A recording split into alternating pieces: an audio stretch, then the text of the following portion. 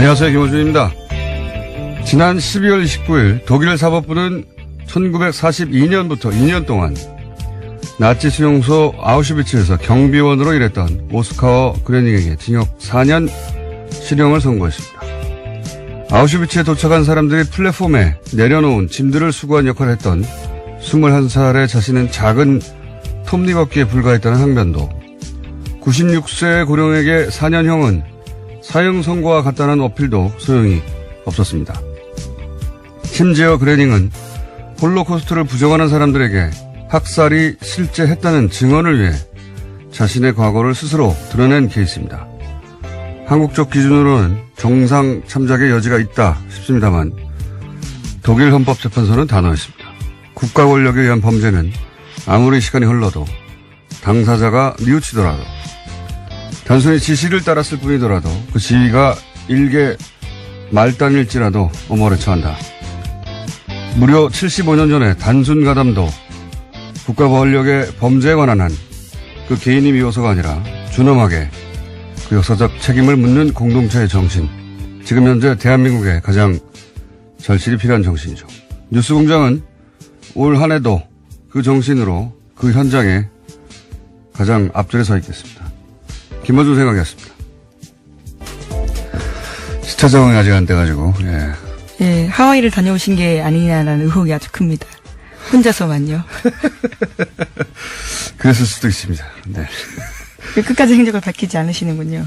자, 지난 한 주간 이정열 전 부장판사하고 제가 그 첫 방송은 들었어요.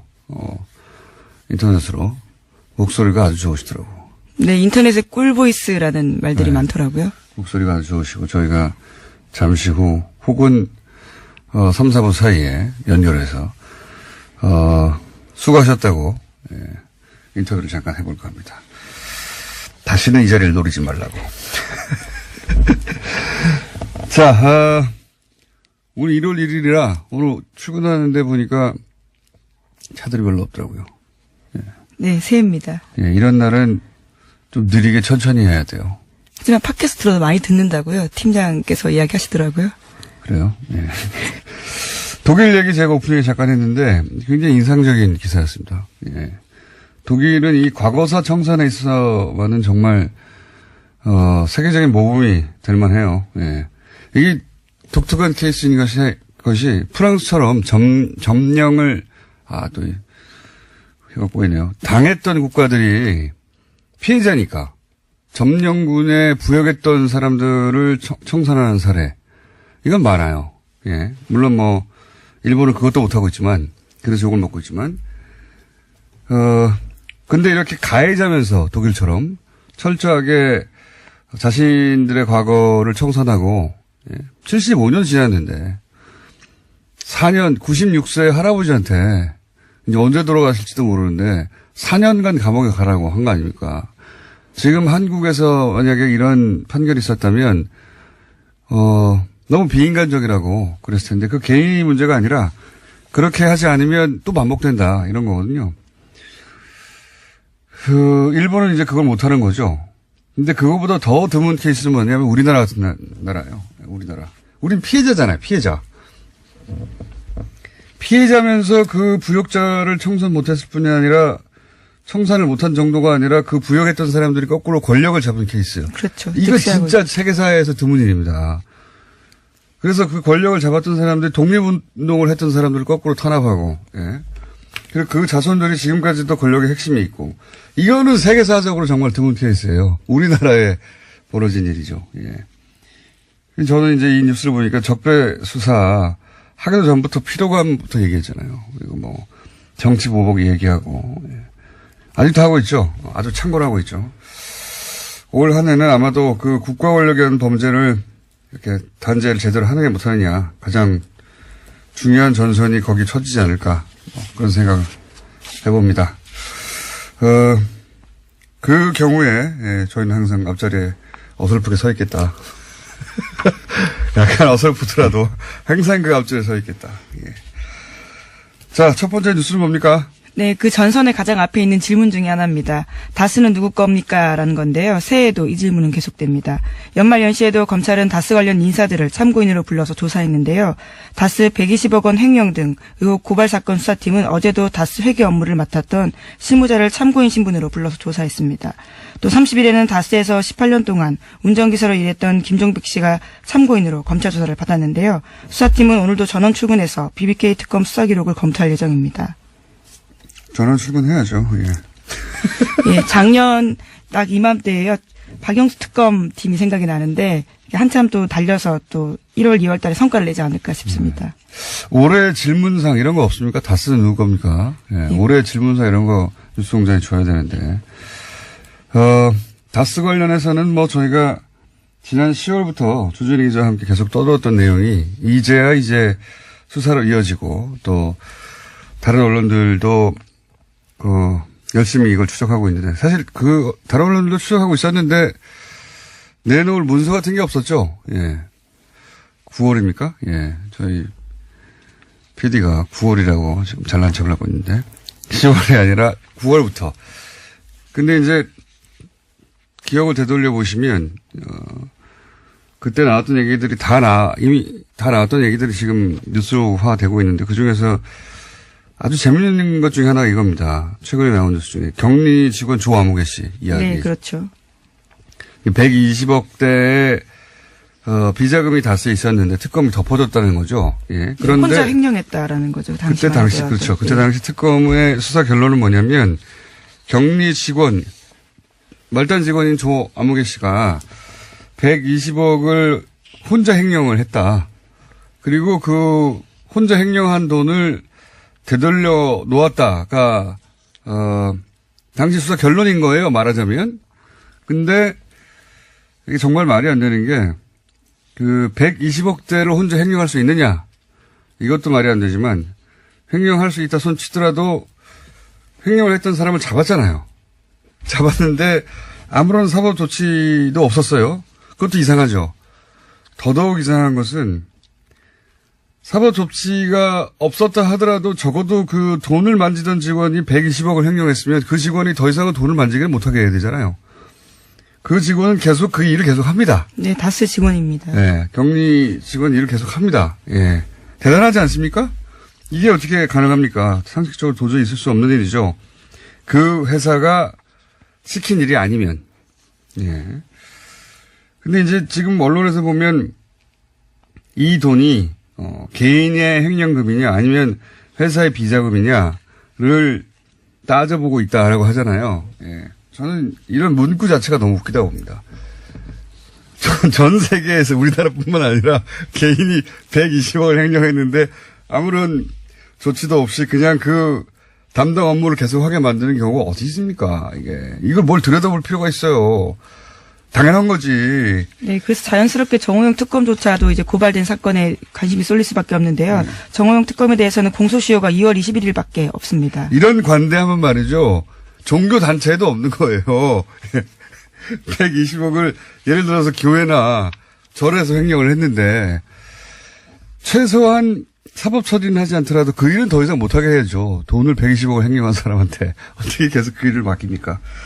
자, 그게 있고 또 120억 말고 140억을 되돌려받은 것. BBK 건이죠, 이건. 네, 이거는 서울중앙지검에서 하고 있습니다. 예. 크게 두 갈래로 가고 있는 건데 140억을 김경준 씨와 연루된 일이죠. 140억에 관해서도 계속 떠들어댔는데 간단하게 요약하면 개인 투자자들이 되돌려받을 돈을 다스가 받아갔다는 건데 그 받아가는 과정에 청와대 민정수석실과 그리고 외교관이 동원됐다. 직권남용 이런 얘기죠. 특히 이때 주고받았던 문서가 존재하고 청와대와 다스 간에. 네, 시사인에서 보도했습니다. 네, 주진희 기자가 뉴스공장에 나와서 처음 공개하고 흔들었습니다. 여기서 보이지를 않았어요. 근데 비디오가. 게다가 그 문서를 당시 청와대에 근무했던 민정수석의 직원이 자신이 작성했던 인정했어요. 주고받은 게 맞는 겁니다. 네, 이것도 입증하기가 그렇게 어렵지 않을 것이다. 자, 다음 뉴스는 뭡니까? 네, 계속해서 추가 폭로들도 있는데요. 이와 관련해서 짧게 말씀드리겠습니다. 다스의 전 경리팀장에 이어서 총무차장 같은 경우에도 검찰의 비공개로 소환됐는데 다스 전 총무차장은 이명박 전 대통령의 막내딸이 다스에 위장 취업하고 해외 비자를 받아서 출국했다라는 의혹을 제기했다고 합니다. 이 사안의 의미는 뭐냐면 이제 이명박 전 대통령은 주식에 한 주도 없다고 하고 자기 회사가 아니라고 주장하는데 최대 주주인 이상은 회장은 그냥 회장으로 불리고 이명박 전 대통령 왕 회장으로 불렸다. 네, 예. 전 총무차장의 증언입니다. 왕 회장으로 불렸는데 그 딸이 그 회사에서 여러 가지 혜택을 입었다. 뭐 이런 네, 거죠. 위장 직원도 하고요. 회사 차량을 임의로 사용했다라고 합니다. 그리고 다스에 오면 현장을 물청소를 하고 난리가 났다고 하죠. 주식 하나도 없는데, 예. 회장이 왕 회장으로 주식이 하나도 없는 사람이 그렇게 불렸다. 그런 이야기입니다. 소소한 에피소드긴 한데, 예. 실소유주가 아니라면 이런 일이 있을 수 있겠는가, 뭐 이런 이야기죠. 이거 말고도 많습니다, 소소한 건. 네, 다스 관련해서는 계속해서 진술들이 나오고 있는데요. 다 이명박 전 대통령을 향하는 내용들입니다. 예, 모두가, 여기 이제 불려 나온 소환된 사람들이 모두가 한결같이 하는 이야기는 실소유주는 이명박 전 대통령이다. 다스에 근무했던 사람들의 얘기죠. 예. 그것도 이제 일개 근무한 지가 하루 이틀 혹은 일주일 열흘 된 사람들이 아니라, 예. 총무차장이라든가 10년 이상 근무했던 사람이라든가 집안의 기사였던 사람이라든가 내막을 잘 아는 사람들이 하는 얘기입니다. 지금 현재. 또 관련 뉴스가 있습니까? 네, 관련 뉴스는 계속해서 있는데요. 하나만 더 소개드리면요. 검찰이 기존 120억 원 외에도 다수의 추가 비자금이 조성된 정황을 확보하고 조사에 착수했다라고 합니다. 비자금 성격의 자금은 총 200억 원 규모라고 하는데요. 이를 100억씩 절반으로 나눠서 이명박 전 대통령과 다수의 실세들이 가져갔다라는 주장이 나왔습니다. 이건 이제 또 다른 200억입니다. 120억을 당시 2007년 특검 때, 2007년 8년 특검 때 발견하고 나서 경리가 개인이 해먹은 거네라고 결론 내고 돌려준 120억 말고 별개 200억이 또 있다. 예, 이것도 주진우 기자가 사실은 뉴스공장에서 얘기했는데 주진우 기자가 워낙 앞뒤 없이 얘기해가지고 너무 많은 사실을 알고 있다 보니까. 네. 매우 앞뒤 없이 얘기하는 바람에 돈이 뒤죽박죽으로, 예, 내용이 전달이 됐는데, 이거 한번 다시 조만간 불러서 정리를 하겠습니다. 준준희 기자는 정리를 못할 거예요. 하지만 저희가 정리를 해드리겠습니다. 추가로 200억이 또 있는데, 그 200억도 반반씩 나눠서 일부는 직원들이 쓰고 일부는 MB가 가져가고 이런 식의 이야기가 있습니다. 예, 있는데, 이 돈도 그 당시도 이미 알았는데도 덮어줬다 이거죠. 예. 주진희 기자가 이번 주 내로 나와서 떠듬떠듬 말씀드릴 겁니다.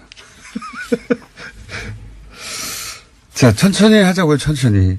오늘 아침 듣는 사람 많지 않습니다. 네. 다음 뉴스는 뭡니까?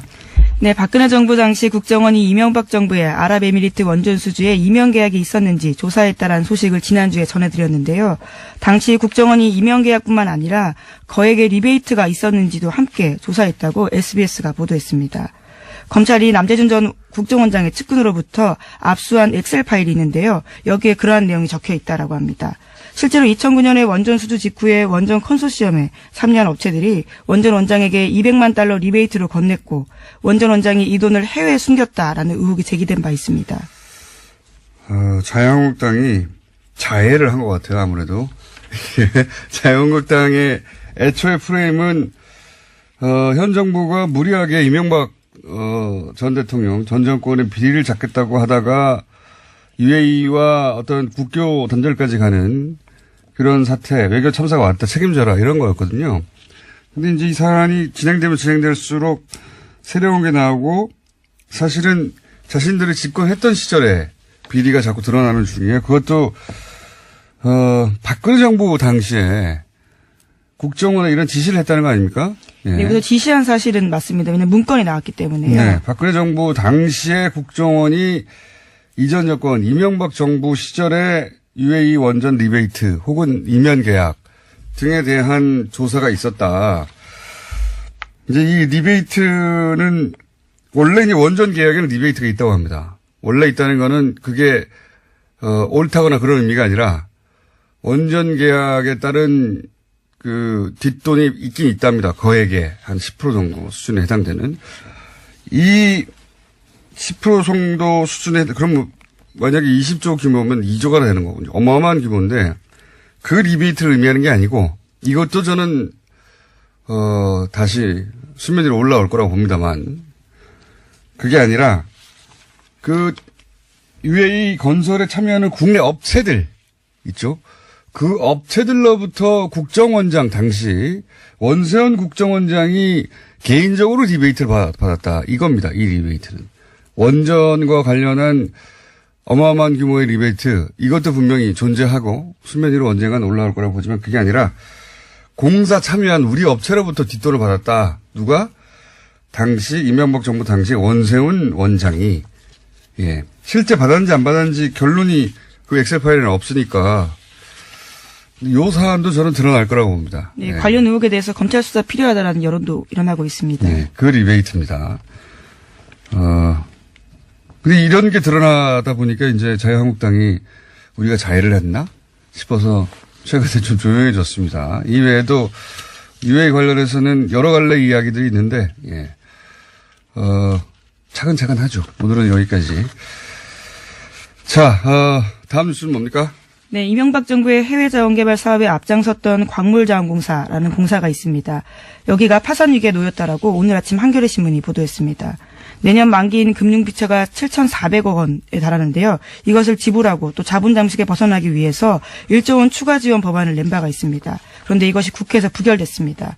그래서 정부 지원 외에는 디폴트, 그러니까 채무 불이행 위기에 놓여서요. 벗어날 방법이 없다라는 겁니다. 야, 이것도 이제 이명박 정부 시절에 뿌려진 씨앗이죠. 예. 그 중에서도 다른 자원공사들도 난리예요. 난리인데 광물자원공사는 이제 더 이상 회생의 가능성이 없다. 예. 우리나라 정도의 경제 규모에서 이런 공사가 망한다는 게 있을 수 없는 일이라고 몇 번 말씀드렸는데 이제 망하게 생긴 거죠. 예. 네, 지금까지 발행한 사채만 3조가 넘습니다. 그런데 이제 이 중에 예를 들어서 멕시코의 볼레오 동광 사업 같은 경우 자세히 들여다보면 이건 투자 실패가 아니라 명백히 사기를 당했다 싶어요. 근데 더 자세히 들여다보잖아요.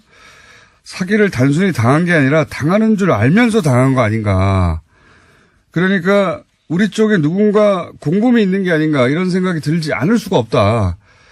요 볼레오 동광 사업 하나 너무 많은 사업이 있고 돈이 너무 많고 그리고 그 돈들의 갈래가 너무 많다 보니까 복잡해서 어느 순간 관심을 잃게 되거든요. 볼레오 동광 사업 하나만 저희가 자세히 조만간에 알려드리겠습니다. 얼마나 황당하고 이것은 사기를 당한 게 맞고 더 나아가서는 사기를 당하는 줄 알면서 당하는 게 아니었을까 싶은 정황이 상당히 많습니다. 예. 그건 저희가 다뤄볼게요. 이번 주가 됐건 다음 주가 됐건 조만간 다루겠습니다. 왜냐하면 그 볼레오 동광 사업에 물려서 지금 우리나라 공사 하나가 망하게 생겼거든요. MB정부 때 투자로 인해서. 자, 오늘은 여기까지 하겠습니다. 네. 시사인의 김은지였습니다. 감사합니다. 여러분의 귀염둥이 MB 인사 올렸습니다. 오늘은 1월 1일 2018년 무술년 희망의 새해가 밝았습니다. 새해가 됐으니 또 한마디만 해야 되는 것 같은데 일단 정직해라 이 말을 저는 하고 싶습니다. 사람은 좌우로 정직해야 됩니다. 다들 아시겠습니다마는 저희 가훈이 정직입니다. 정직 꼭 잊지 마시고 한마디만 더 보태면은 재물을 탐하지 마라. 이게 또 있겠습니다. 사람이 재물, 돈 이를 밝히면 취해집니다. 취해진다고 사람. 저는 진짜 돈에 눈 벌게가지고 익하는 사람 보면은 이해가 안 됩니다. 저거는 저리 하노. 거기다가 차명으로 숨기질 않나? 자석한테 몰래만 넘겨주려고 하질 않나? 심지어 나라 돈까지 손대요 말이야. 진짜 이래 하면 안 된다. 저는 그런 확신을 저는 가지고 있는 겁니다. 마지막으로 드릴 당부는 과거에 너무 집착하지 마라. 이거 꼭 강조하고 싶습니다. 저는 오늘 이거 강조를 합니다. 우리는 앞으로 나가야 됩니다. 과거? 그거 다 지나간 겁니다. 깨끗하게 잊고 우리는 새 출발을 해야 한다. 그런 확신을 저는 가지고 있는 겁니다. 깨끗하게 잊어버려야 됩니다. 네. 새해 복 많이 받으시 바랍니다. 원고 누가 쓰면 잘 썼네 이거. 중요한 얘기 다 들어가 있네. 첫 번째, 새해 첫 번째 게스트입니다. 바른정당과 통합 여부, 그리고 안철수 대표 재신임을 묻는 국민의당 전당원 투표 결과가 나왔습니다. 74%가 찬성표. 이에 반대파는 투표율이 저조하다고 지적하고 있죠. 먼저 통합 찬성파 국민의당 안철수 대표 비서실장 송기석 의원 전화 연결해 보겠습니다. 안녕하세요. 네, 안녕하십니까. 새해 복 많이 받으십시오. 송기석입니다. 새해 복 많이 받으십시오. 자, 네, 감사합니다. 새해 첫 방송인데 좀 심각한 얘기 해야 되겠습니다. 네. 네. 그 전당원 투표는 당원 당규상 당원 3분의 1 이상이 참여해 유효하다 하는 주장이 반대파에서 제기됐었었죠. 예. 네, 그렇습니다. 당무위에서는 이제 3분의 1이 안 돼도 된다고 유권 해석을 했고 결국 투표를 했는데, 그런데 이제 이런 결과, 그러니까 74% 찬성 결과에도 여전히 참여율은 23%밖에 안 되기 때문에 결과를 인정하지 않겠다는 의원분들 계시죠? 분명히 당내에. 네, 그렇습니다. 그분들의 숫자가 대략 국민의당 의원들의 절반 정도는 되지 않습니까? 네, 실제로 30일 어제 발표한 이후에 거기에 대해서 문제점 지적한 하고 참여한 의원도 18분이죠. 예. 네. 대략 절반이 되는 것 같습니다. 네. 네. 근데 이제 이게 이제 근본적인 의문인데요. 보면. 그러니까 네. 그런 숫자나 참여율이나 23%나 등등 이런 이야기 말고 합당을 하는 이유는 결국 이제 당의 힘을 키우려는 거 아니겠습니까? 네, 그렇습니다. 네.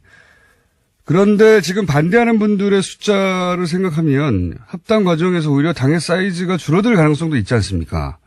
네, 네. 이게 이제 모순이 생기는 거거든요. 일반인들이 네. 보기에 그 깊은 내막을 떠나서 당의 힘을 키우려고 하는데 절반 정도는 반대한다. 그래서 오히려 절반 정도는 탈당하거나 분당 시나리오도 얘기된다. 이러면 당의 사이즈가 오히려 줄어드는 거 아니냐. 힘이 커지는 게 아니라 이런 의문을 가지시는 분들에게 왜 합당을 꼭 해야 하는지 설명을 좀 해 주십시오. 네, 지금 당장 이렇게 반대하는 분들이 그렇게 그 정도 되니까 네. 논란의 여지가 있는데요. 사실은 그분들 중에 또 다수가 방향 자체는 틀리지 않다. 그러니까 저희가 중도 개혁을 하고 외연 확장을 해야 된다. 그리고 그 방법의 하나로서 바른정당도 이렇게 함께 할 수 있다에 대해서는 동의하는 분이 많습니다. 다만 그 시점 자체가 지금은 아니지 않느냐. 적어도 내년 지방선거 이후 이렇게 이야기하는 분들도 있습니다. 그래서 그런 과정에 대한 설명 이런 거 좀 이해 그게 이제 충분히 이루어지지 못했기 때문에 지금 현재 18분 정도가 이제 반대하고 있는 거고요. 아마 그분들도 이번 전당원 투표 결과를 가지고 좀 더 세밀하게 분석해서 다시 또 설득한다면 그동안에 중도적 입장에 있던 분도 그쪽에 가 있거든요. 그래서 그분들도 다시 좀 이렇게 입장 변화 이런 것도 좀 조심스럽게 예측을 해봅니다. 그러니까 결국 그렇게 간다면 저희가 그 다수가 이렇게 이 방향으로 함께 갈 수 있다고 생각하고요. 거듭 강조하지만 MBC에서 30일 날 보도도 됐지만 저희가 중도 계획을 정확히 입장을 명확히 하고 외연 확장해 나가면 이 개혁적 보수도 이렇게 함께 할 수 있으니까 그렇게 하면 국민으로부터 더 많은 지지를 받을 수 있고 지방선거에서도 승리 가능성이 높아진다고 이렇게 볼 수 있습니다. 궁극적으로는 다당제, 그러니까 최소한 3당 이상, 그게 사실 또 그래야 더 많은 국민들의 그 여론 이런 것들도 정치권에 그대로 전달되고 반영되지 않겠습니까? 그런 차원입니다. 알겠습니다. 취지는 알겠는데, 그리고 이제, 방향 자체는 틀리지 않다고 생각하는 분들도 있다. 네. 그런 말씀도 하셨는데, 그런데 이제, 그렇게 작은 견해 차이 정도는 아닌 것 같은 것이, 게다가 그렇게 설득할 생각이 이제 있으셨다면 안 대표에게. 네. 뭐 의총에서 대표가 서 설득할 기회가 있었는데 의총에 안 갔지 않습니까? 기자회견만 하고. 그것도 사실은 그 의총에 가셨던 분들의 심기를 아주 불편하게 만들었던 것 같은데. 네, 저도 아쉽게 생각합니다. 네. 그거 뭐 지난 일인데 제 말은 이제 네. 설득해서 같이 갈 생각이 아예 없는 것 같다. 안 대표에게는. 그러니까 네. 이제 어떤 의혹이 있냐면 뭐 아무리 반대하더라도 혹은 뭐 당의 사이즈가 좀 줄더라도 이 기회에 그 저쪽 합치려고 하는 보수 쪽에서는 싫어하는 예를 들면 박지원, 천정배, 전동영 같은 분들 그 외에 강성 의원들은 털어내고 가자. 네. 이런 마음이 있는 거 아닙니까? 그렇지 않고서야 당이 더 쪼그라드는데도 이렇게 계속 밀어붙이는 건 이해가 안 갈 수밖에 없는데요. 예. 예, 사실은. 나가라 이거 아닌가요? 아니, 저는 뭐, 저 개인적인 입장은, 예. 일단은, 당연히 함께 가야 된다는 게 기본 입장입니다. 그리고 무엇보다도, 그동안 반대하는 측에서는 뭐, 이 통합 찬성에 대한, 특히 호남 지역의 당원들의 당심은 반대가 절대 다수다라고 이야기했는데요. 이번 뭐, 전당원 투표 결과를 좀 세밀하게 분석해서 같이 좀 논의도 해보고 이해하는 과정에서 저는 어느 정도 좀 설득도 가능하리라고 예측합니다. 통합이라는 게 물론 뭐 쉽지 않겠지만 그동안의 이 진행 과정에서 사실 소통이라든가 설득에 부족한 점이 있었던 거 역시 맞습니다. 그렇지만 지금 앵커께서 말씀하신 뭐 이렇게 특정인 배제 뭐 이런 형태의 통합은 뭐 이렇게 통합의 기본 원칙에도 맞지 않는 것 같고요. 저희가 최대한 설득을 하겠습니다. 설득되실 단계는 지나간 것 같은데. 예. 네. 자, 그럼 그 다음 얘기를 한번 해볼게요. 예, 전당대회를 해야 되는데 이제 통합하려면 네. 전당대 의장이 반대파라고 할 수 있는 이상돈 의원입니다. 네. 전당대 의장이 반대파인데 이제 전당대회가 제대로 되겠는가 하는 우려들이 있는데 이거를 돌파하기 위해서 전당대회를 전자투표만으로 이 통합 절차를 마무리할 수도 있다. 이런 얘기가 나오거든요. 네네. 이런 논의가 예. 있는 건 맞습니까? 사실은 저는 일단 개인적으로 전당대회 의장이라는 지위가 공적지이기 때문에 그분이 무슨 어떤 다른 생각을 가지고 있다고 해서 전당대회 과정에서 그런 의견을 표현하면 되는 것이지, 전당대회 의장이라는 공적 지위가 뭐 그렇게 회의 자체를 임으로 뭐 이렇게 진행해도 된다, 거부해도 된다라는 의미는 아닌 것 같습니다. 다만 저희 당의 당헌에서 전당대회에서 이른바 이번 전당대회에 필요한 참석하게 되는 대표 당원 이런 대표 당원의 투표, 이런 의사 표시는 공인 전자 서명으로도 가능하게 이렇게 돼 있습니다. 그래서 이제 아무래도 과거 전통적인 의미예요. 그러니까 투표 전당대회에 참여하는 뭐 대표 당원들이 체육관에 다 모여서 과반수가 모여서 거기서 또 과반수 의결하는 이제 이런 것을 상정하는데요. 사실 최근에 저희 당도 그랬고 타 당도 그랬지만 지금 뭐 스마트 정당, 우리 정당도 지향하는 뭐 그 방향인데요.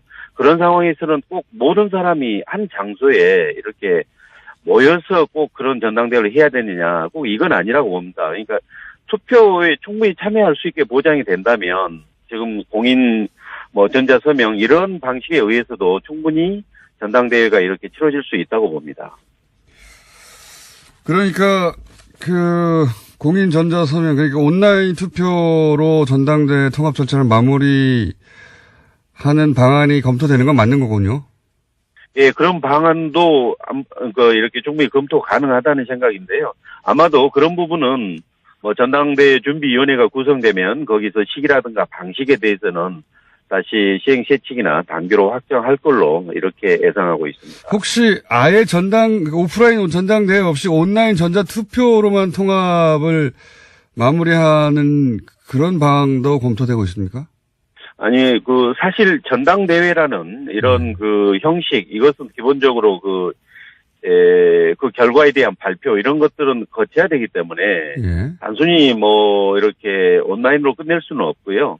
그러니까 그런 전당대회라는 게 어떤 일치 장소에 딱 모여서 거기서 투표하고 끝내는 거 아니고요. 좀 일련의 과정으로 될 수도 있지 않습니까? 네네. 그러니까 이른바 K보팅으로도 갈 수 있고 첫날은 그 다음날 뭐 ARS 이렇게 갈 수 있고 마지막 날은 그런 게 참여 못한 현장에 직접 오시는 현장 투표까지 이렇게 일련의 과정이기 때문에 현장 투표가 이루어진다면 거기에서 이제 이 형식 전당대회 형식 그게 이제 마무리가 되겠죠. 그렇게요. 그러니까 대부분의 투표는 그 온라인으로 하고 마지막에 그 네. 발표 정도를 오프라인에서 대형식으로 갖춰서 할 수 있다 이런 말씀이시네요.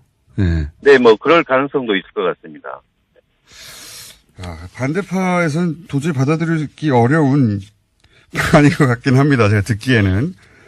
예. 근데 이제 아무래도 그 반대하는 분들은 제가 아까 말씀드린 전통적인 의미의 전당대회 이걸 상정하는 것 같습니다. 네. 그런데 지금 뭐 이렇게 우리 뭐 4차 산업혁명 시대에 꼭 그 방법만을 고수하는 것은 아닌 것 같고요. 근데 뭐 이제 당원상 예. 나와 있는 방법이니까 충분히 고려함직하다고 봅니다, 저는. 예. 이게 단순히 기술의 문제가 아니라 기술은 물론 가능하죠. 예, 가능한데. 네, 예. 네. 아니 뭐 미국 같은 나라도 그 전당대회는 굳이 오프라인에서 하지 않습니까? 그러니까 그 예, 적극적인 당원들의 의사 표시와 예. 알겠습니다. 이 문제는 뭐 반대파 의견을 들어보겠는데 만약에 이 온라인 투표로 대부분 이런 사안이 결정되도록 진행이 된다면 인정하지 않는 별도의 전당대회를 반대파가 따로 할 수도 있지 않겠나 이런 생각도 듭니다. 예. 예. 이제 그런 뭐 논의 자체가 저는 앞으로 전준위에서 그 부분까지 한꺼번에 해서 그러니까 반대 측 의원분들도 이렇게 별도의 전당대회를 추진한다고 하면 그거 합쳐서 그야말로 전당대회를 열어서 그 안에서 찬반 논의가 이루어지게 하고 그 결과에 따라서 정하도록 하는 그것도 저는 충분히 가능하다고 생각합니다. 알겠습니다. 한 가지만 여쭤보고 끝내겠습니다. 네, 이게 네. 저는 별로 궁금하지 않은데 언론에 나와서 예. 게다가 안철수 대표 이런 말을 했기 때문에 안철수 대표가 국민의당 창당 초기 창당 자금을 본인이 다 냈다고 주장을 했다가 반대파에서 이자까지 모두 받지 않았냐 이런 얘기가 오고 왔는데 혹시 관련 내용 아십니까? 예, 그게 아마 돈을 잘 안 쓴다는 질의에 대해서 그렇게 좀 오해 소지가 있는 답변을 한 것 같은데요. 예.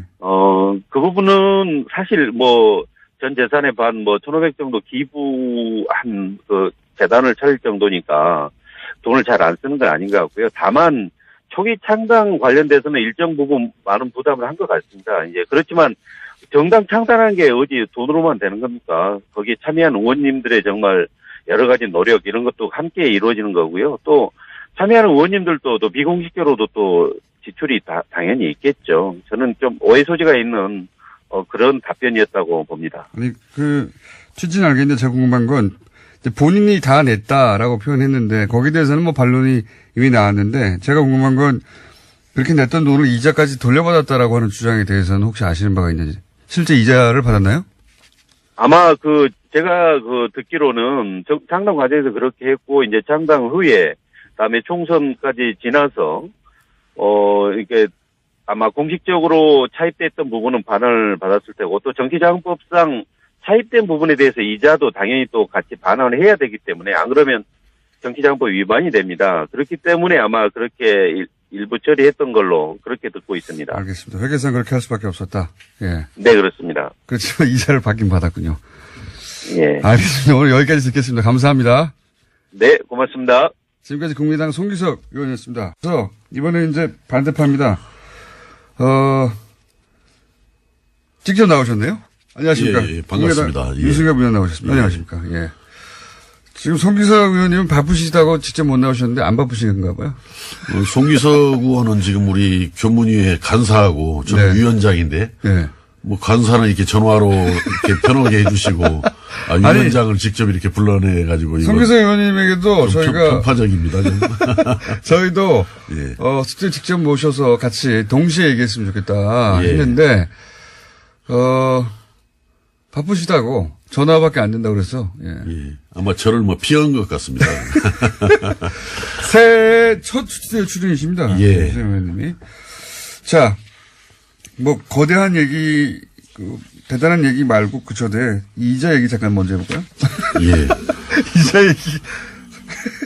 그런데 말이죠. 지금 이게 예. 새해 벽두인데, 예. 새해 벽두에는 좀 내일을 이야기하고 미래를 이야기하고 좀 희망과 덕담을 이야기하는 시점인데, 이렇게 그냥 얄궂게 저를 갖다가 이렇게 악역을 맡기는 것 같습니다, 오늘. 제가 맡긴 게 아니고 예. 의원님 자처하신 것 같아요. 어쨌든 새해 복 많이 받으시고. 예, 새해 복 많이 좋은 일 받으십시오. 많으시기 바랍니다. 예. 자, 불법 방송에 나오셔가지고 예. 전날부터 그 이자 관련 얘기는 어떻게 된 겁니까? 물론 이 이야기는 안철수 대표 입에서 시작된 겁니다. 돈을 잘 안 쓴다고 하는 이야기가 있는데라는 이제 질문을 받자 안철수 대표가 무슨 소리냐, 나는 창당 자금 내가 다 냈다. 예. 다른 사람 그러니까 본인이 모든 돈을 다 냈다. 다른 의원들은 돈을 안 내고 여기서부터 촉발된 거예요. 뭐 표현이 뭐 10,000원 한 푼 현역 네. 의원들은 국회의원들은 10,000원 한 푼 안 냈다. 그건 사실관계가 내가 아닌 다 냈다. 것으로. 그죠? 그렇게 했는데 설령 그랬다 하더라도 네. 이 정치권에서 돈 이야기는 금기입니다, 원래. 이게 유효먹이도 오고 좀 수접스럽잖아요, 돈 이야기가. 네. 그런데 또 이 사실에 전혀 또 맞지도 않아요. 실제는 그때 우리 어떻습니까? 창당 발기인들로 갔을 때 최소한 10만 원 이상씩 뭐 현역 의원들을 포함해서 예. 많은 그 창당 발기인들이 예. 다 냈지요. 돈을 냈는데 더군다나 또 본인이 그 당시 뭐 임차 보증금 등으로 아마 그 들어가는 비용을 말했던 것 같은데 네, 당사 건물 보증금이요. 예, 아마 네. 그랬던 것 같은데 뭐 그게 액수가 얼마인지는 저도 잘 모르겠습니다만은 네. 그거 다 찾아갔어요, 나중에. 찾아갔습니까? 정당 네. 보조금이 나왔을 때 네. 그렇다면은 뭐 이게 찾아가기까지 오고 또 우리들 또 창당 발기인으로서 뭐 10,000원은 훨씬 넘는 예. 제가 기억으로는 한 10만 원 이상인 것으로 기억을 합니다만은 정당 의원은 본인이 1,000만 원 냈다고 특별 낭비로. 아마 그건 대선 때 아마 그랬을 겁니다. 대선 때 저도 뭐 1,000만 원 냈습니다. 대선 때. 그렇군요. 예, 도당에 돈이 없어가지고 선거를 치르려고 그러는데 네. 그렇기 때문에 그렇게 혹시 안철수 대표가 특별 낭비를 내긴 했습니까? 대선 때? 본인의 대선 때는?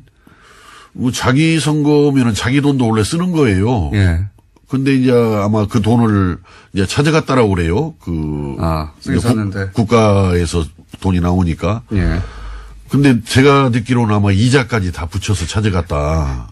그러는데 예. 사실은 그 이자 같은 거 정도는 그래도 특별 당비로라도 내서 뭐 거꾸로 예를 낼 들어 수 있죠. 본금이야 본전이야 뭐 찾아간다 하더라도 이자로라도 내서 고생했던 당원들 당직자들 뭐 워크숍이라도 한번 갖게 한다든지 뭐 이랬어야 될 일인데 본전을 못 찾은 사실은, 예.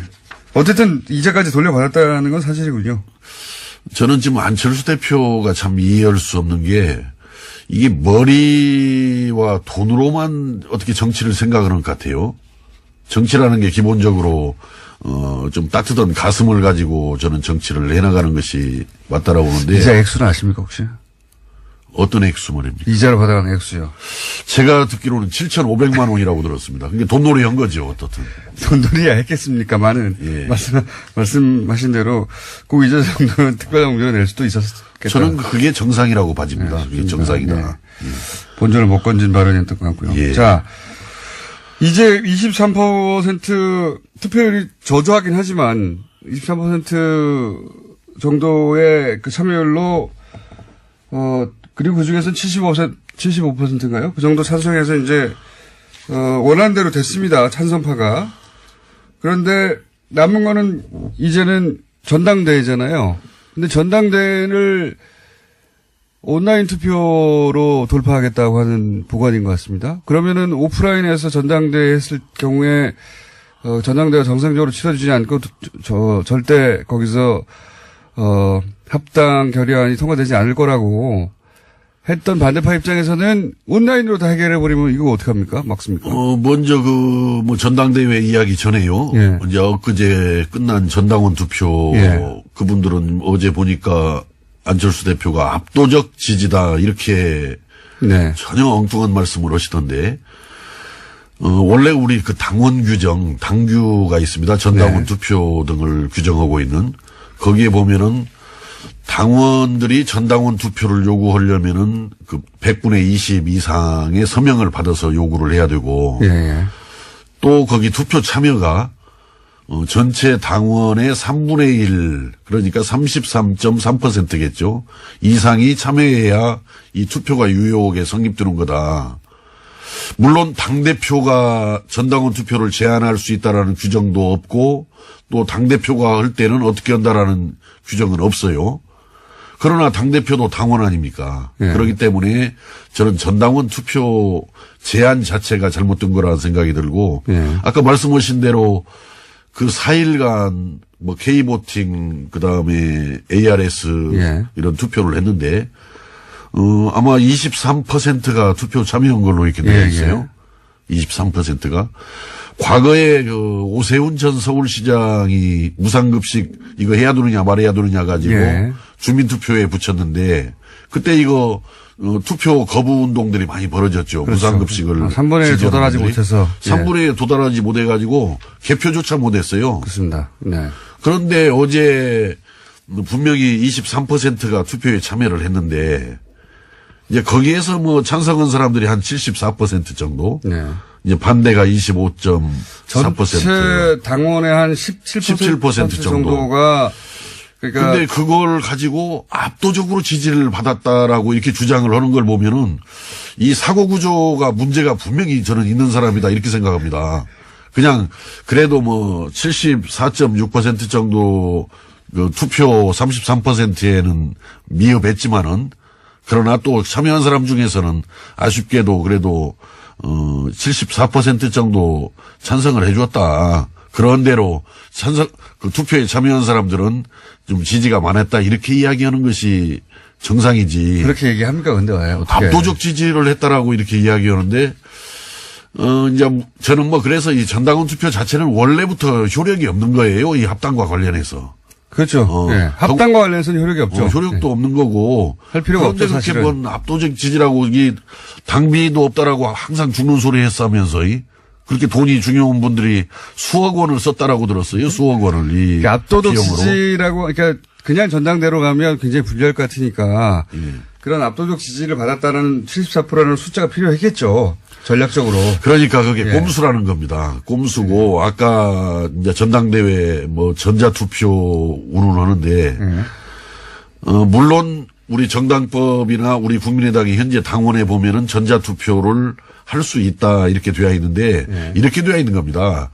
원래 이제 이 어떤 일정 장소에 체육관에 이렇게 모여서 이렇게 투표를 하지 않습니까? 예. 그때 이제 서면 투표도 금지가 되어 있는 것이고 대리 투표도 금지가 되어 있는 거예요. 예. 그러면서 이제 어떤 이 전자 시대에 맞추어서 이제 그 공인된 뭐 전자 투표를 할 수 있다. 이건 하나의 예외적 보충적인 규정이란 말이죠. 과거에 그 통진당에서 그 전자투표해가지고 공천 잘못했다가 전부 유죄 판결 받았잖아요, 그때. 똑같은 사람이 아니지만, 예. 이건 이 공개 투표, 이 대리 투표가 아주 불가피한 그런 상황입니다. 제가 볼 때는. 그래서 끝까지 그렇게 꼼수를 가지고 이 합당을 추진하면은 저는 합당 될 수 없다라고 봐져요. 이것은. 그거 우리 당원들이 국민들이 용납하겠습니까? 근데 만약에 예. 지금 전당원 투표도 인정할 수 없다고 그랬지만 당무위는 지금 현재 이제 안철수 대표 측이 다수니까 당무위에서 그렇게 해도 된다고 했고 그다음에 법원에서도 그 전당원 투표 자체는 할 수 있다고 이제 판결을 내려주었고 근데 법원에서는 그 할 수 있다라고 판결 내린 것이 이건 법적인 아무 효력이 없는 것이기 때문에 여론조사나 마찬가지이기 때문에 그냥 해도 좋다 이런 거였고. 알겠습니다. 제 말의 요지는 뭐냐면 예. 그런 반대에도 불구하고 지금은 통합을 이제 합당하기 위해서 그냥 달려가지 않습니까? 예. 이제 이건 멈추면 큰일 나는 거죠. 예, 여기서는. 예. 끝장나는 건 정치 생명이. 그러면 온라인 투표, 시간이 다 됐네요. 제가 진행이 느려서 오늘은. 자, 유성현 위원과는 3부에서 좀 이어가겠습니다. 네. 예. 시간 형평상 5분 더 써야 되겠습니다. 예. 3부에 다시 뵙겠습니다. 자, 제가 시간 안배를 잘 못해서, 송규석 의원에게 배분됐던 시간만큼을 확보를 못 해드려서 유성현 의원과 2부에 이어서 5분 정도 더 이야기 나눌까 합니다. 예. 본론으로 바로 들어가서 지금 전당원 투표는 어쨌든 투표율도 낮고 결국 한 5만 명 정도, 한 6만 명 정도 참여한 거죠. 전체. 그렇습니다. 예, 예. 26만 명 중에. 그래서 전체 17%밖에 찬성을 표시하지 않은 것이다. 너무 낮다라고 반대파에서는 얘기하고 있는데 여하간 이 다음 순서는 뭐냐면 결국 전당대회입니다. 전당대회에 이제 반대 쪽에서 이제 반대가 심하니까 온라인 투표로 이걸 돌파하겠다는 생각인 것 같고요. 예. 그리고 온라인 투표로 진행된 전당원 투표에서는 어쨌든 참여율은 낮지만 75% 정도가 찬성을 했기 때문에 통합에 이 전당대회도 이 온라인 투표로 돌파가 가능할 거라고 보는 것 같습니다. 예, 예.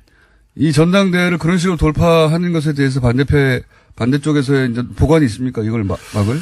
어떻든 이 지금 그 합당이 현재 네. 추진하고 있는 합당이 그 중도 보수 대통합의 길을 가겠다라는 거 아니에요. 예. 그러니까 이건 막아야 합니다. 이건 시대 정신에 맞지 않는 일입니다. 중도 보수 대통합이라는 이거 것이. 왜 막아야 합니까?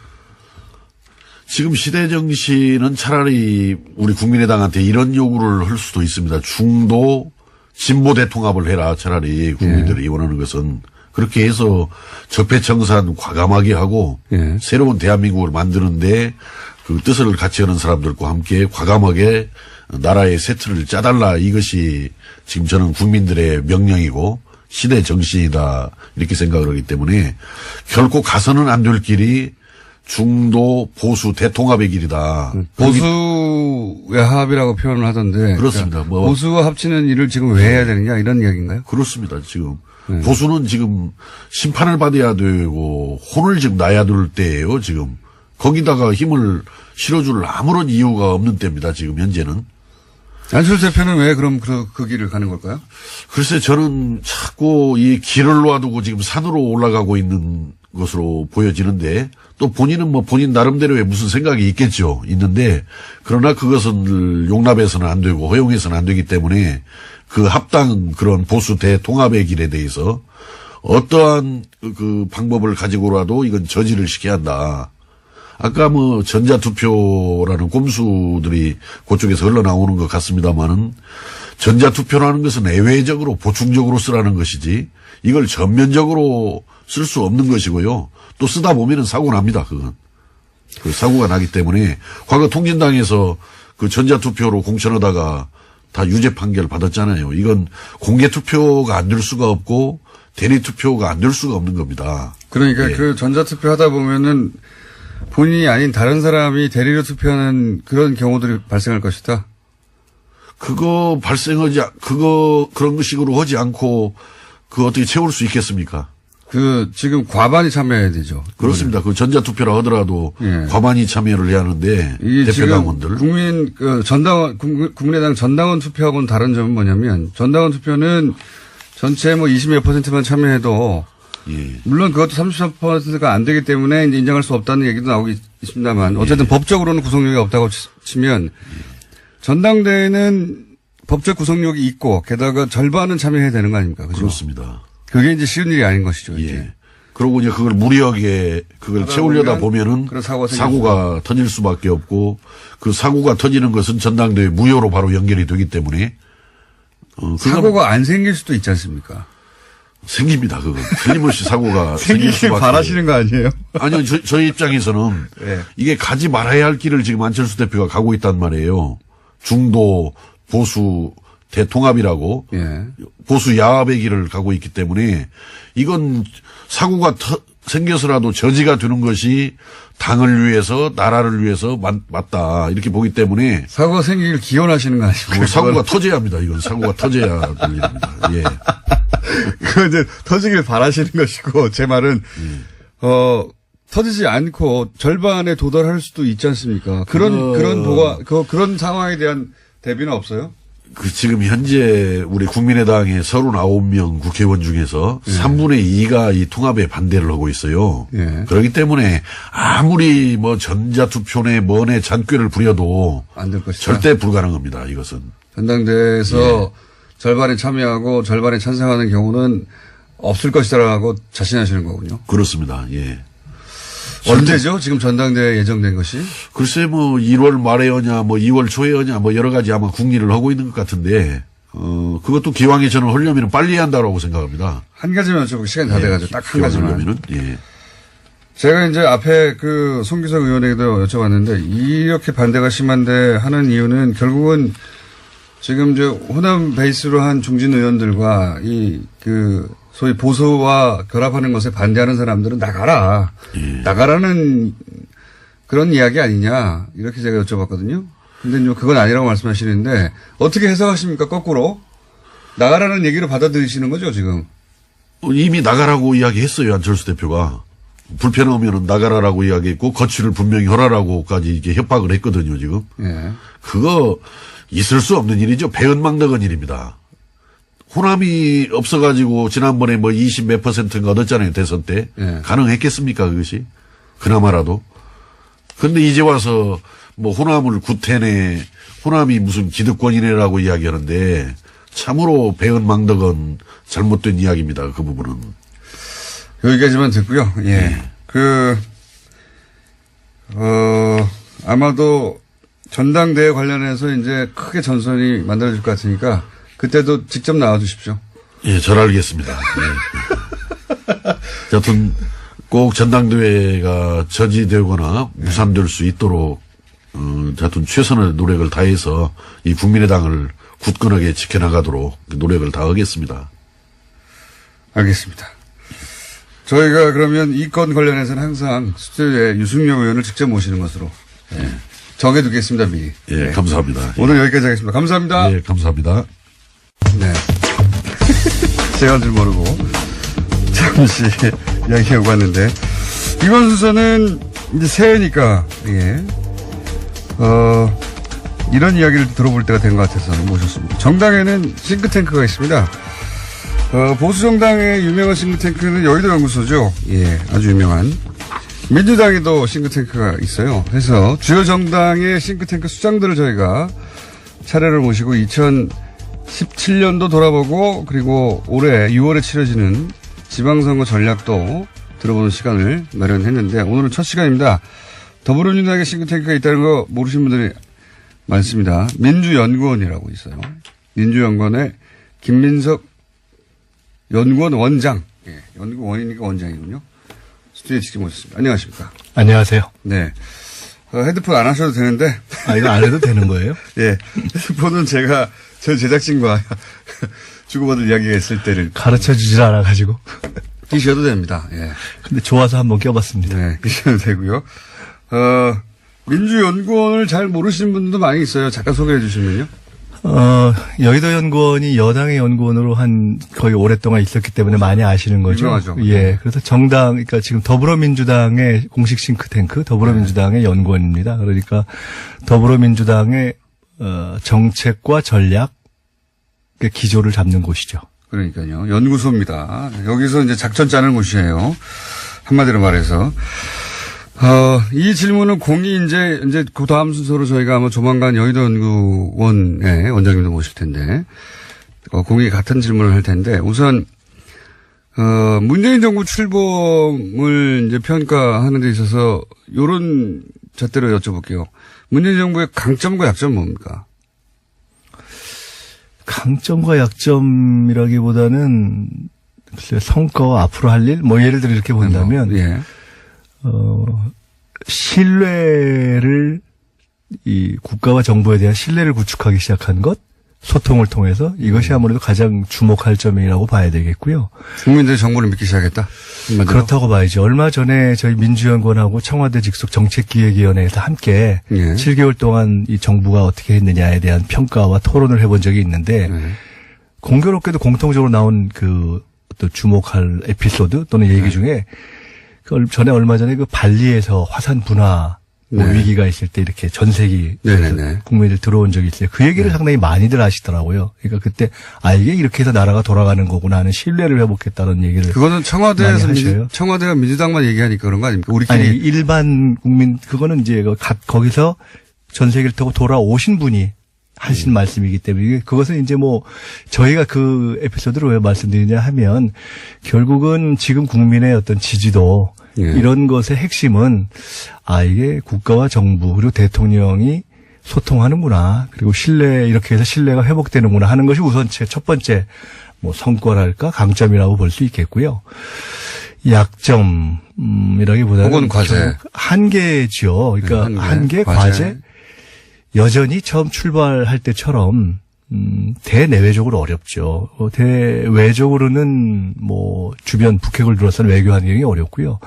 대내적으로는 아시다시피 여전히 촛불로에서 어떤 중앙 권력의 교체가 이루어져서 이제 큰 길은 열었지만 가기가 여전히 힘들지 않습니까? 여소야대라는 기본 틀 아래서 그것이 여전히 남아있는 과제죠. 이걸 통해서 이제 새해에는 성과를 만들어야 되는데 그 성과의 가장 큰 점은 역시 민생에서의 성과를 만들어내는 거겠죠.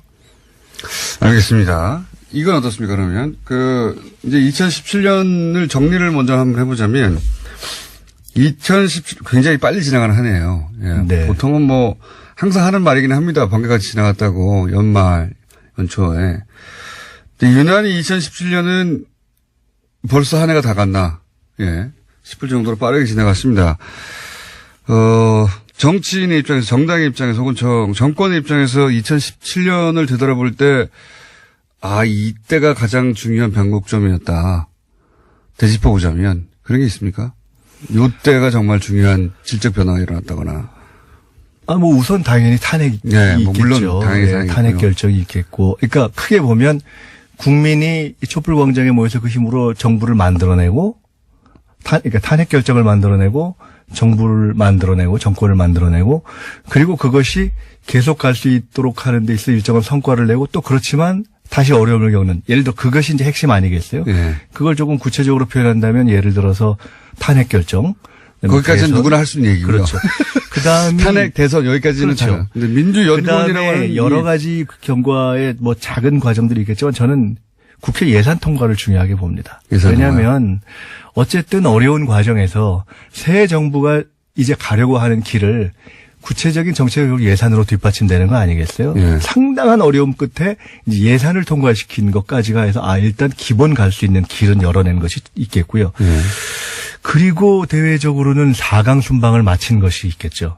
그러니까 주변국 순방을 마친 것이 어쨌든 이전에 박근혜 대통령 시절까지 해서 완전히 무너지다시피 해서 이게 어디와도 이 관계가 형성되고 이게 이 외교적 관계를 풀어가기 어려운 상황에 있는 걸 얼기설기 좀 꿰어 맞춰서 숨을 돌릴 수 있는 정도로 회복시키는 것 아니겠어요? 아직 무슨 만족할 만한 성과를 가져온 건 아니죠. 그러나 숨을 쉴 만큼 돌려놓은 것 자체가 일단 성과이기 때문에 그것이 있겠고요. 또 제가 이제 질문을 드리는 요점은 뭐냐면 네. 기존에 이제 언론들이나 일반인들이 가지고 있는 뭐 탄핵이나 선거나 이런 굵직굵직한 사건들은 다 아는데 이 민주연구원이라고는 싱크탱크 브레인이 보는 관점에서 요걸 주목하고 있지 않은데 요게 진짜 중요한 포인트들이었어라고 하는 그런 지점들이 있을까 싶어서 그랬군요. 이렇게 감탄해 보려고 제가 질문 드린 건데. 감탄이 안 되죠. 아직까지는 감탄이 안 되고 있습니다. 그러나에도 불구하고 저는 제가 말씀드린 그 대목이 중요하다고 봅니다. 그러니까 예산 통과, 돈이 있어야 일하니까요. 그다음에 4강 순방에 왔고요. 사실은 마지막으로 이게 이제 연말에 일어나는 흐름들 중에 하나는 이건 조금 다른 각도인데요.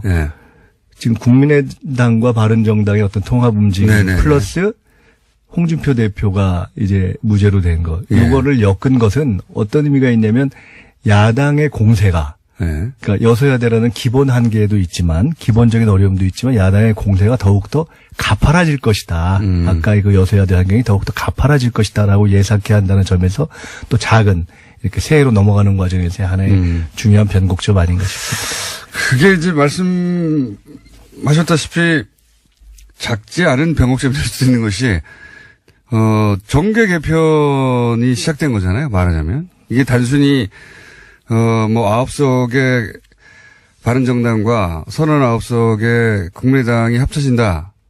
맞습니까? 숫자가 11석인가요? 예. 합쳐서 50여 석의 그 정당이 새로 나온다.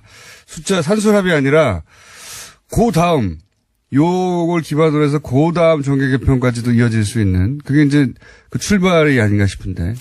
큰 틀에서 보면 결국은 반문재인, 비문재인 그 세력을 어떻게든 이제 열기설기 엮어서 그 어떤 하나의 전선을 만들어 보려는 그 움직임의 시작이라고 봐야 되겠죠. 그러니까 여전히 대선 이후에 그 대선에서 패배한 네. 세력들이 어떻게든 그 반문재인 비문재인 세력을 만들어보는 그것으로 가는 것일 테요. 글쎄요, 뭐 정계 개편이라고 뭐 표현한다면 표현할 수도 있는데 우선 큰 틀에서 보면 지금은 시대가 어떤 인위적인 정략에 의한 개편, 뭐 이합집산 이런 것을 이제 안 통하는 세상으로 가고 있는 것이기 때문에 일단 그런 방식으로의 결론을 먼저 이렇게 예측해서 본다면 좀 한계가 있을 것이다, 저는 그렇게 봅니다. 별 소용이 없을 것이다. 노력은 하겠죠. 근데 당연히 그것이 노력은 열심히 하고 있습니다. 노력은 하겠죠. 그러나 국민의 눈으로 볼 때 큰 의미가 있겠는가? 큰 의미가 없을 것이다. 예. 이건 어떻습니까? 그럼 올해 가장 중요한 그 정치적 이벤트는 이제 지방선거, 그리고 지방선거에서 개헌을 하느냐 마느냐, 이건데요. 지방선거, 그러니까 여당 입장에서 지방선거의 목표치는 어느 정도 됩니까?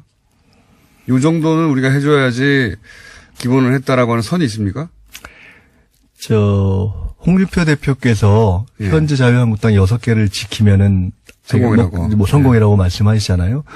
지금 바른정당에 2이 있고 예. 지금 더불어민주당에 9이 있거든요. 네. 사실은 여당이 아무리 인기가 또는 지지도가 있다고 해도 네. 선거에서 여당의 입장으로 선거를 칠 때 이기는 건 쉬운 건 아니기 때문에 지방선거는 특히 그렇습니다. 네, 9개를 지키는 것을 하면 기본은 되는 것이고요. 거기에 하나라도 더 얻으면 일단은 승리겠죠. 그래서 저희는 그거보다 더한 현재 국민의 지지에 부응하는 값하는 그런 승리를 목표치는요? 기대하지만 9+1 이상 되면 우선 그때부터는 2자릿수만 되면 성공이다. 그렇지 않을까요? 네.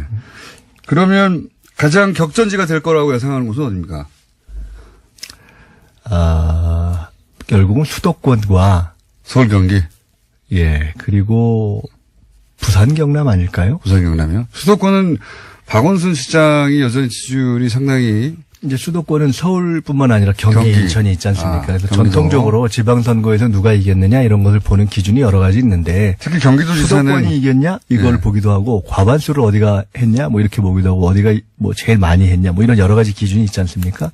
그리고 이제 우리가 지역구도라는 게 아직 있기 때문에 각 정당들의 전통적인 지역 기반에서 얼마나 다른 곳을 진출했냐 이런 걸 놓고 본다면 종합할 때 수도권이 어디가 됐느냐. 경기도지사를 민주당이 가져온 지는 오래됐어요. 예. 그렇죠. 경기도지사는 근데 현재 기준이긴 합니다. 여론조사상으로는 이재명 성남시장이 유리한 국면입니다. 근데 이 추세가 계속 갈까요? 이 시장의 개인적 인기와 물론 이제 당의 경선을 거쳐야 하는데요. 예. 뭐 가상에서 볼 때 이 시장의 개인적 인기와 그다음에 그 지역의 어떤 경기도민들의 당과 어떤 전반적인 판단 이런 걸 종합하면 그 우세가 갈 가능성은 저는 꽤 있다고 봅니다. 계속 갈 수 경기도의 있다. 경우는. 그리고 반대편의 후보가 현재로서는 남경필 지사 외에는 예. 특별히 떠오르는 후보가 없어 보이죠. 서울시장은 안철수 대표가 나올까요? 그럼 거기 물어보셔야 될 것 같은데요. 나온다면 어떻게 보십니까? 죄송한 말씀이지만 안철수 대표에 대한 그러니까 서울은 독특한 곳이거든요. 서울은 굉장히 좀 합리적이고 그다음에 새로운 것, 그러니까 새로운 것이라는 게 새로운 사람으로서가 아니라 시대 흐름에 맞느냐 아니라 굉장히 따지는 곳이거든요. 그래서 안 대표의 새로운 정치로부터 이어졌던 그러한 이미지, 그러한 정치적 자산은 특히 서울에선 상당히 이제 끝났다? 삭감된 거 아닌가 싶습니다. 삭감이라고 표현하셨네요. 예. 그러니까 지지도로도 이미 나타나고 있는 것 같은데요. 진짜 속마음 표현이 끝났다 이거죠? 뭐가- 삭감됐다. 네. 안철수 대표는 서울에서는 끝났다 이렇게 표현하신 거죠? 서울시장 후보로서의 파괴력은 기대하기가 좀 어렵다. 기다리기 어렵다. 예. 굉장히 조심스럽게 표현하시는군요. 부산은 어떻습니까? 부산은 저희로서는 이기고 싶죠. 그러니까요. 노무현 전 대통령 시절부터 예. 그럼요. 노 대통령 시절부터의 그건 김대중 대통령 시절부터도 마찬가지고요. 맞습니다. 예. 정말 꼭 거기서 어떤 민주 세력이 일을 제대로 해보는 기회를 얻는 뭐 그런 기회를 가졌으면 하는 비원이 있었고 또 노무현 대통령에 이어서 또 문재인 대통령의 어떤 정치적인 기반, 중요한 기반이기도 하고 해서 저희로서는 꼭 이기고 싶죠. 그런데 이제 이긴다는 표현보다는 거기서 한번 민주당 출신의 시장을 한번 선택해서 일을 시켜보셨으면 좋겠다. 부산 시민들께서 이제는 그런 기회를 한번 줘보실 때가 되지 않았나 이런 생각을 하죠. 정의당하고의 혹시 선거연대 같은 것도 생각하십니까? 아직은 생각 안 해봤습니다. 왜냐하면 정의당 측에서도 그 생각을 어떻게 하실지 잘 모르겠고 그것을 저희가 일단 아까 말씀드린 것처럼 국민들이 이제 선거를 앞두고 뭐 연대 뭐 이런 방식을 그렇게 선호하는 것 같지는 않고요. 저희 입장에서 선거연대를 특히 정의당에 뭐 이렇게 얘기하거나 생각한다 이렇게 말씀드리는 것은 정의당에 대한 예의도 아닐 것 같아서 그거는 현재로서는 생각하고 있지 않습니다. 국민 발언이 이제 뭐 통합을 반대하시는 분들은 그 당내에서 절대 안 된다 이렇게 주장하고 계시지만 현재 스코어 뭐 잡음이 있다 하더라도 어떻게든 합당이 될 가능성이 더 높아 보이는데 만약에 합당이 돼서 후보가 나오면 경쟁력이 수도권에 꽤 있을 수 있지 않습니까? 어디와 어디가 합당하는 경우? 국민의당하고 바른당이요.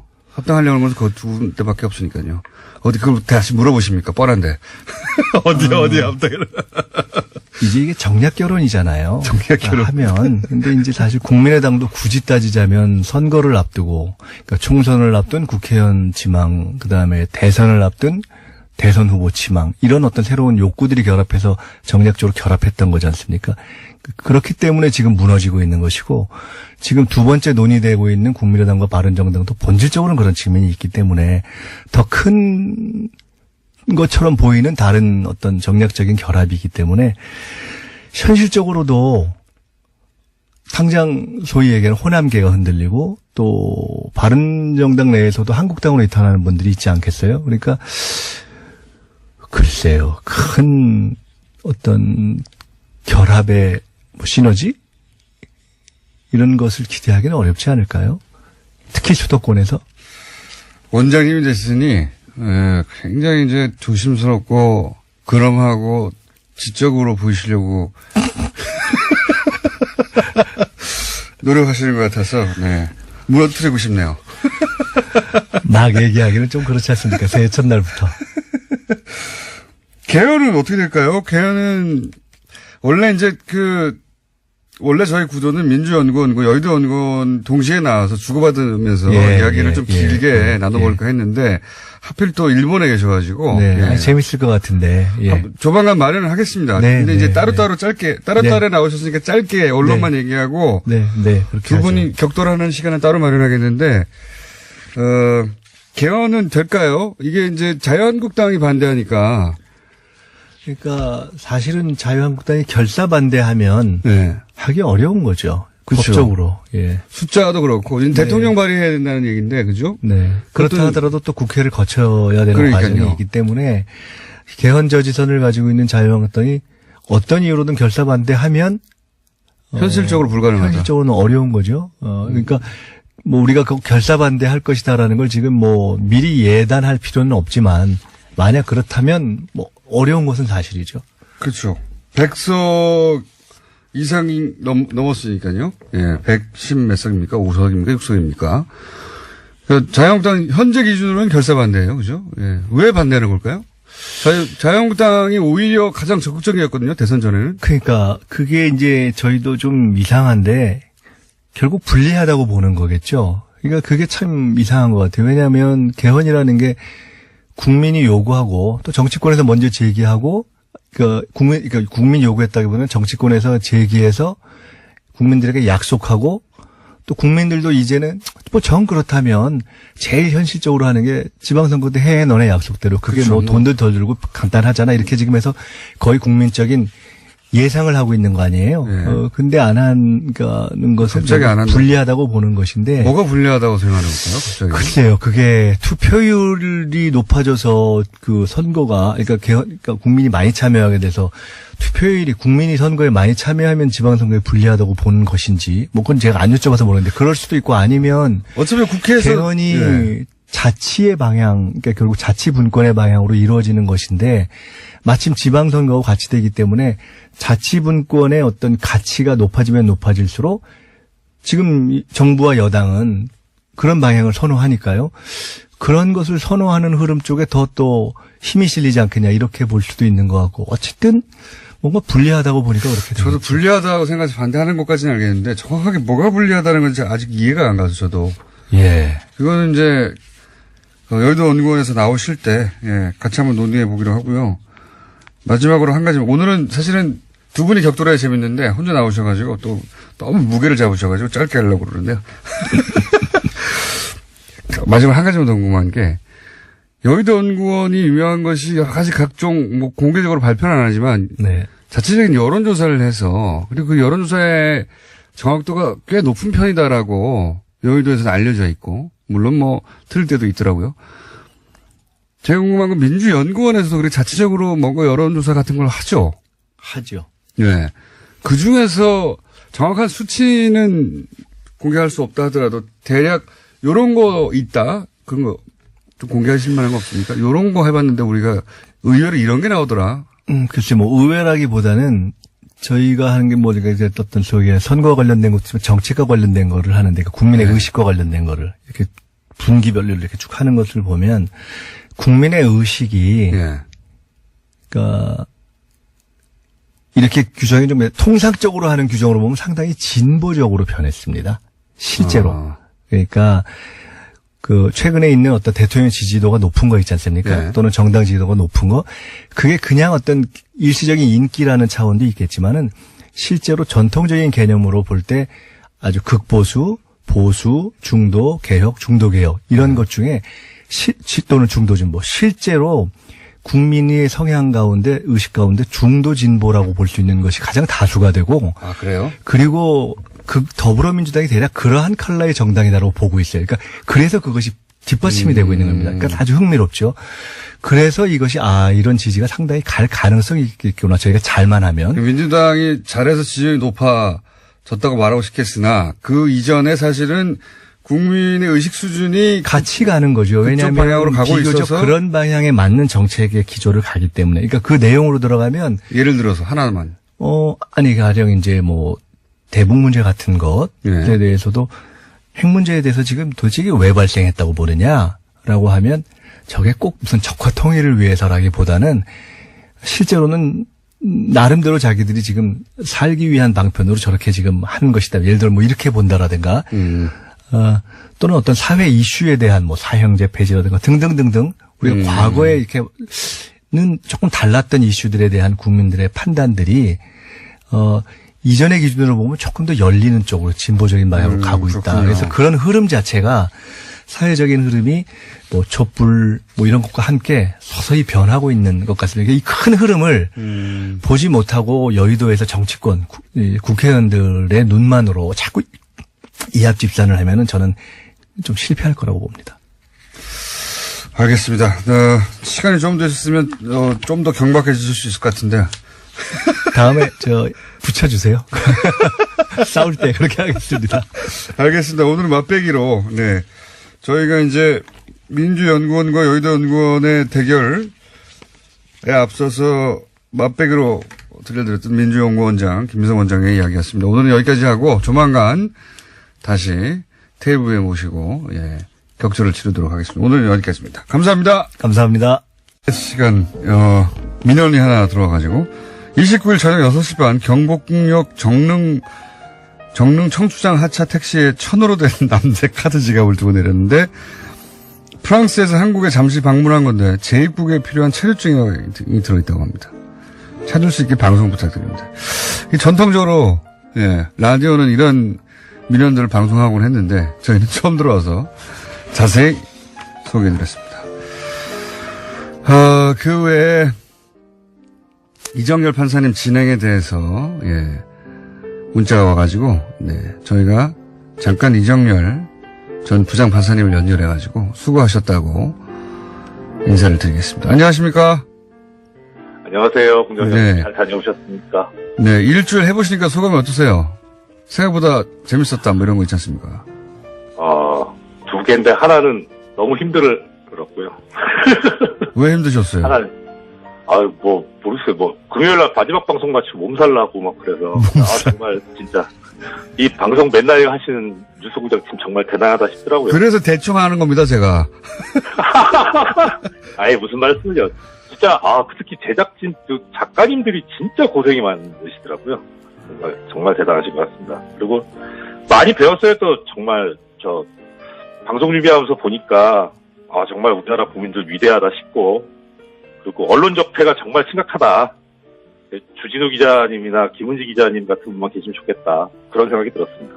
네, 여러 가지 생각을 하셨네요. 네. 네. 아니, 저도 첫날 방송하신 거는 제가 일부러 들어봤어요. 근데 굉장히, 안정적으로 잘한다. 목소리 좋다.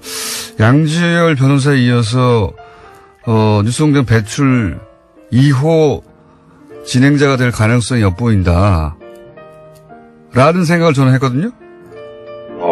그 시차 적응을 정말 못하셨었나 봐요. 예.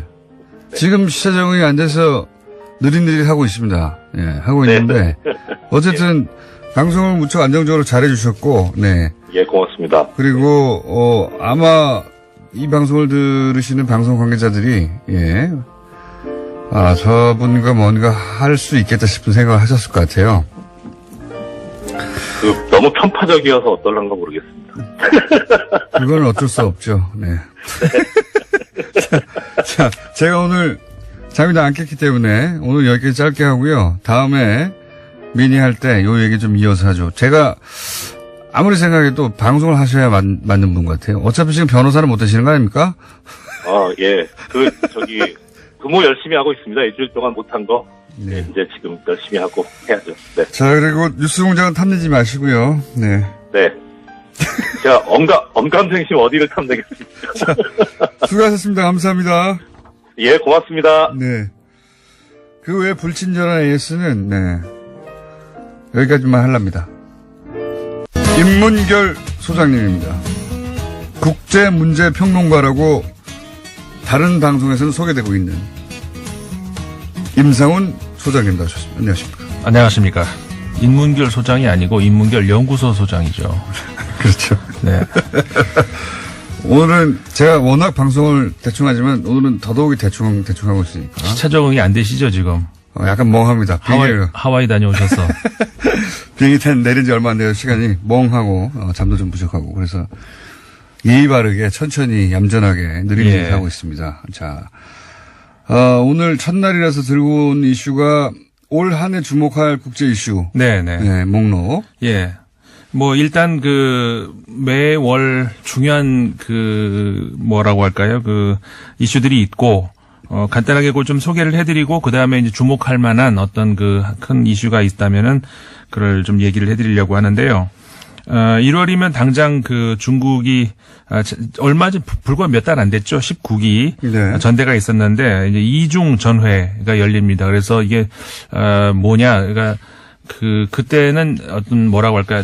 공산당 안에서의 어떤 그런 새로운 노선 정립 이런 거였다면 이제는 헌법상에다가 그러니까 전 국민에게 적용이 될 수 있는 상대할 수 있는 그런 특히 시진핑 사상이 이제 들어가는 그런 헌법의 어떤 뭐라고 할까 개정 혹은 다른 이런 것들이 있지 않을까 이제 이런 예상이 되고요. 물론 2월 달에 우리 평창 올림픽이 있습니다만 굉장히 큰 행사죠. 전 세계적으로도 평화 올림픽이 돼야 하는 그런 게 있습니다. 평창 올림픽을 기점으로 해서 이제 북한 문제가 어떤 식으로 풀릴지. 그렇죠. 예. 네. 중요한 계기가 우리 국내적으로 됐을 것 같습니다. 네, 그렇죠. 3월 들어가면은 이탈리아 총선도 있지만 무엇보다 러시아 대선.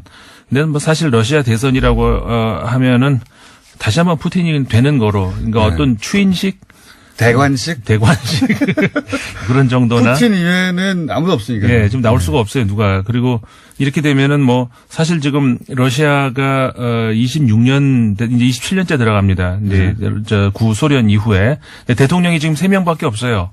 그러니까 그만큼 이제 푸틴 대통령이 오래 했다는 이야기인데. 그리고 이제 중간에도 푸틴의 대리 역할을 했을 뿐이다. 그렇죠.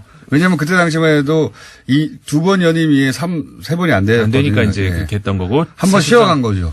정말 실세 중에 실세 총리를 했었던 것까지 다 합치면은 사실상 옐친 대통령 이후로 푸틴 대통령이 다 한 거죠, 지금까지. 푸틴밖에 없다. 네. 그러니까 사실 뭐랄까요. 현대적 민주주의 관점에서 보자면 독재하고 있는 거다. 그렇죠. 예, 법을 바꿔서 독재하고 있는 거라고 말할 수 있는데 실제로. 그러니까 현대 사회에서 사실상 그 선거가 없는 나라는 전 세계 몇 안 됩니다. 그렇죠? 예. 근데 선거가 있다고 해서 과연 그 민주적인 어떤 뭐라고 할 국민의 생각 그대로 다 반영이 된 어떤 그 정치 일정이냐? 그거는 또 다시 생각해 봐야 될 것 같아요. 푸틴은 사실 푸틴의 그 반대 지도자급으로 성장할 수 있을 만한 사람들이 다 죽어버렸어요. 다 제거가 되죠. 예, 제거했다고 이제 밖에서는 얘기하고 안에서는 사고사로 죽은 것으로. 예. 자살 당한 거 뭐 이런 총 맞아 죽은 사람도 있어요. 네. 러시아다 보니까 유력 정치 반대파 지도자들이 이제 총 맞아 죽거나 뭐 그런 그래서 경우가 있었죠. 예, 러시아 대항할 사람이 없어요. 대항할 없어요. 사람이. 그냥 다시 한번 3월 뒤면 푸틴 대통령이 다시 된다. 이제 그렇게 아시면 될 것 같고. 유명한 선거 일화 중에 하나가 푸틴이 이제 두 번째입니까? 세 번째 나왔을 때, 특정 지역구에서 개표함을 열었더니 그 개표함에 그 지역구에 사는 사람 숫자보다 더 많은 표가 들어있었다는. 그런 거 뭐 러시아뿐만이 아니라 어디나 많이 있죠. 예. 참 그 선거라는 것에 대해서 우리가 지나치게 거기다 의미를 크게 부여를 해서 선거에서 이기면은 어떤 그 합리화시키는 이건 우리가 좀 다시 생각해 봐야 될 문제가 근데 아닌가. 또 의외로 또 푸틴의 인기가 높기도 해요. 예, 그러니까 네. 제 말이. 과거에 우리나라도 박정희 얼마나 인기 많았지 않습니까? 그 러시아 인기가 많다는 것이 황제 그 러시아의 구소련의 영광 또는 과거 러시아 영광을 지금 재현하고 있다 이렇게 되는. 실제로 그 최근에 여론조사 보면은 러시아 국민들의 과반수 이상이 과거 소련이 더 좋았다 이렇게 여론조사가 네. 나와요. 그런 뭐랄까요? 그런 추억, 그런 뭐 기억하고 연결돼서 푸틴의 인기가 상당히 높기도 그러니까 하다. 국민들한테는 그런 게 있는 것 같아요. 그 개인 생활의 어떤 그 안정, 보장 이런 것과 동시에 우리가 부정할 수 없는 것이 국가의 영광. 나는 좀 굶어도 국가가 영광. 그런 거에 대한 열망도 또 무시할 수 없는 게 있는 것 같아요. 푸틴도 이제 나이를 먹어서 근데요. 예. 네. 푸틴 이후 또 푸틴이 이제 얼마나 나쁜 짓을 많이 했는지 하는 뉴스를 또 제가 보기엔 10년 후에 보게 될 것이다. 네, 그 또 다른 거 자. 또 우리 봐야죠. 그다음에 또 뭐를 볼 수 있을까요? 그 9월 되면은 일본 자민당 총재 선거가 있죠. 역시 마찬가지입니다. 이번에 뭐 당연히 거의 뭐 그 아베 총리가 다시 총재가 자민당 총재가 될 가능성이 높고 그러면 다시 총리가 될 가능성이 높은 거의 추인식이 될 만한 어떤 그런 그 총재 선거라고 할 수가 있고요. 저는 이 브렉시트 요거를 굉장히 주목하고 있습니다. 브렉시트 협상이 종료가 되죠. 10월이면은. 네. 근데 사실상 지금까지 이제 계속 협상을 하고 있습니다만 영국이 굉장히 불리할 수밖에 없죠. 영국이 브렉시트 안 하려고 하는 생각이 점점 좀 많은 것 같아요. 안 하려고 한다? 근데 그건 불가능하잖아요. 어떻게 안 해요? 뭐 그러니까 어쨌든 영국 입장에서는 굉장히 좀 메이 총리가 결코 쉽지가 않아요. 불리할 수밖에 없는데 네. 국내에서는 왜 이렇게 당하고 오냐라고 하는데 그럴 수밖에 없어요. 지금 EU가 훨씬 그 뭐라고 할까요? 유리한 입장을 점하고 있고 그리고 제대로 협상이 안 되고 종료가 되면은 당연히 영국이 불리하게 되고 될 수밖에 없는 거기 때문에 시간도 지금 영국한테는 굉장히 불리하죠. 영국이 유리할 수 있는 국면이 하나도 없어요. 네. 예. 하나도 없기 때문에 만약에 이 상태로 브렉시트가 끝나면 영국 일단 파운드 굉장히 떨어질 거고요. 예. 그러니까는 이게 기분 다키는 대로 이렇게 국가 일을 그렇게 하는 게 아니다. 영국의 몰락이 시작될지도 모른다. 그런 얘기도 영국 내에서 하더라고요. 예. 그다음에 11월 되면은 미국의 중간 선거가 있습니다. 이것도 우리가 한번 주목해봐야 되는데 트럼프의 우리 공정대가 제일 주목하는 뉴스 아니에요, 이거? 트럼프의 미래가 어떻게 될 것이냐? 예. 굉장히 주목할 만한 게 많네요. 올해도. 예, 그렇죠. 근데 트럼프가 여기에 굉장히 집착을 하는 것 같거든요. 근데 미국 언론들의 분석, 저는 일리가 있는 것 같은 것이 너무 집착을 하는데 이 실패하면 이제 정치적으로 타격을 입는다. 살짝 나 이거 관심 없어. 발을 좀 빼는 그게 오히려 트럼프한테 유리하다. 이런 분석이 나오는데 저도 그거 굉장히 일리가 있는 것 같습니다. 트럼프가 굉장히 집착을 하고 있는데 위험해요. 사실. 여기까지 하겠습니다. 임상훈 소장이었습니다. 감사합니다. 네, 감사합니다. 내일 뵙겠습니다. 안녕.